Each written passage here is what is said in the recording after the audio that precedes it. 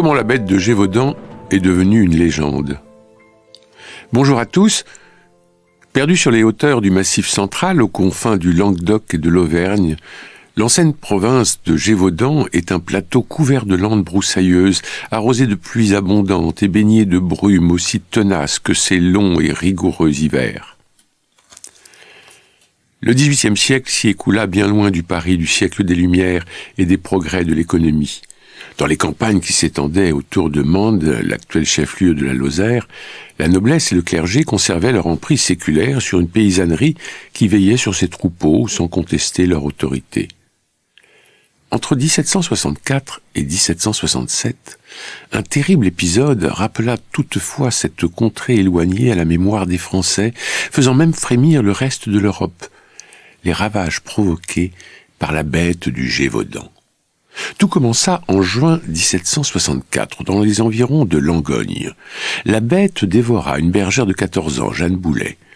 Quelques semaines après, s'en être pris à une jeune vachère dont les bêtes à cornes l'avaient mise en fuite. Jusqu'en 1767, le carnassier multiplia les victimes en s'attaquant invariablement aux plus vulnérables.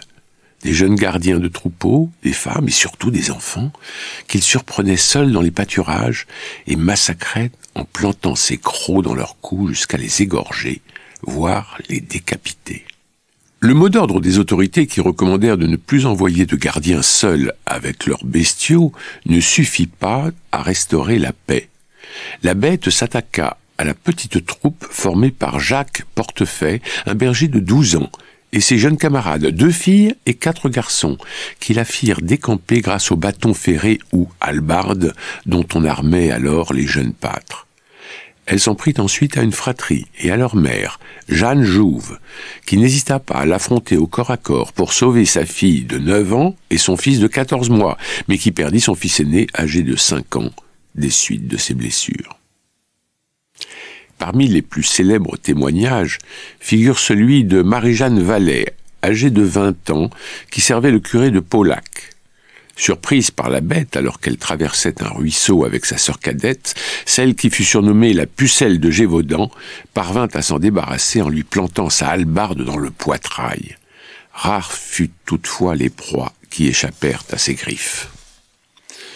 Au cours des 3 années durant lesquelles la bête sema la terreur, le décompte de ses nombreuses victimes se poursuivit.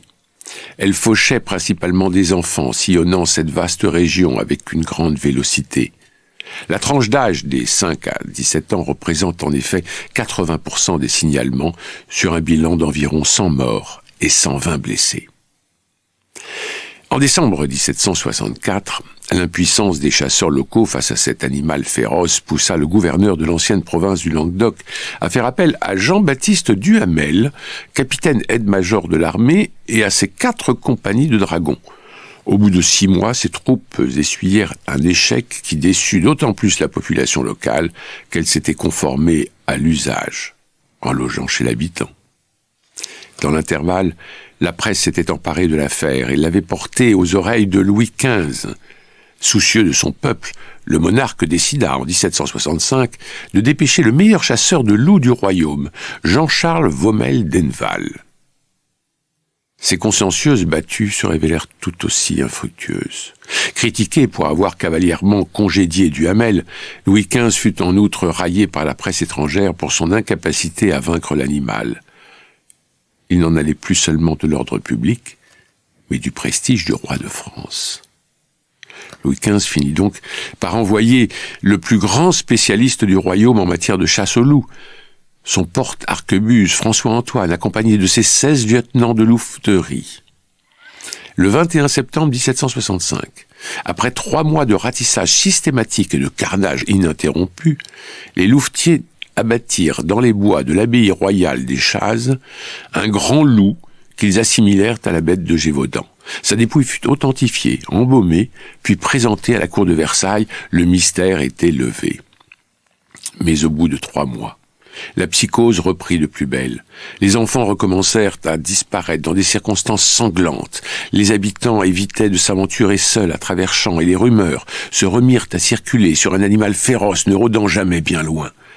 Retombée dans l'oubli, la région était livrée à elle-même. La bête du Gévaudan ne pouvait plus compter sur les relais de la presse qui avait clos ce feuilleton pour exploiter de nouveaux faits divers, ni sur les secours des autorités qui avaient classé cette affaire pour éviter d'admettre leur échec. Ce drame se dénoua le 19 juin 1767 lorsqu'un chasseur, du nom de Jean Chastel, abattit un autre canidé anthropophage dont l'estomac refermait la tête d'un fémur d'enfant. S'agissait-il enfin de la véritable bête? Avait-elle été la seule à ravager les terres de Gévaudan? Et qu'en était-il de son identité biologique? En effet, ses victimes la décrivaient comme une énorme et terrifiante créature au poil rougeâtre, au dos rayé de noir et à la queue longue et touffue. Leur témoignage semblait écarter la piste du loup que la bête aurait dépassé en taille et dont elle se serait distinguée par sa capacité à se dresser sur ses pattes arrière et par son féroce appétit de chair humaine. Ce mystère donna lieu aux plus extravagantes hypothèses.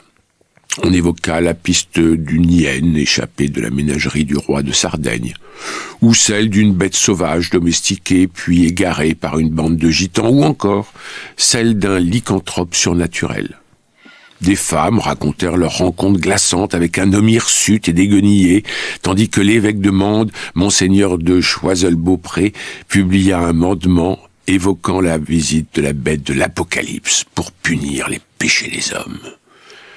Les historiens ont plus récemment émis l'hypothèse d'un animal hybride issu d'une louve et d'un chien errant.